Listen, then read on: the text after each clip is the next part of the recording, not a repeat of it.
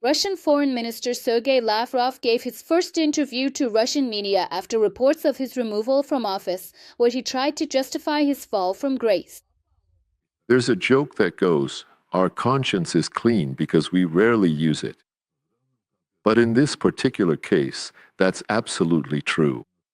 Earlier, Western publications speculated that the official might have lost his position because of the failed summit between the US and Russian presidents.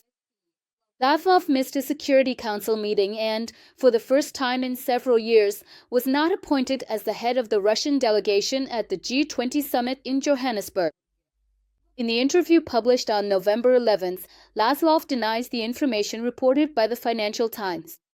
The publication wrote that the talks between Putin and Trump fell through after Lavrov, during a phone conversation, gave U.S. Secretary of State Marco Rubio a list of Moscow's tough demands for peace terms in Ukraine.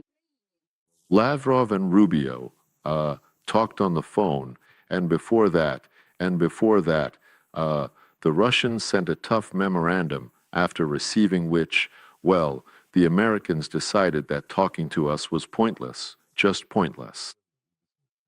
Lavrov stated that the memorandum was delivered even before Putin's conversation with Trump. He also denies that his conversation with Rubio was tense, as reported by the Financial Times. The memorandum that the Financial Times journalists mention is a so-called non-paper, not an official document, just a completely unofficial draft. In the interview, Lavrov assured that the memorandum handed over to the U.S., as it seemed in Moscow, recorded the agreements reached at the previous meeting between Putin and Trump. And after the conversation with Rubio, according to Lavrov, meetings were supposed to be organized between the foreign policy and military officials of the two countries and, presumably, their intelligence agencies. No matter what Lavrov says, rumors about his resignation have not stopped for an entire week.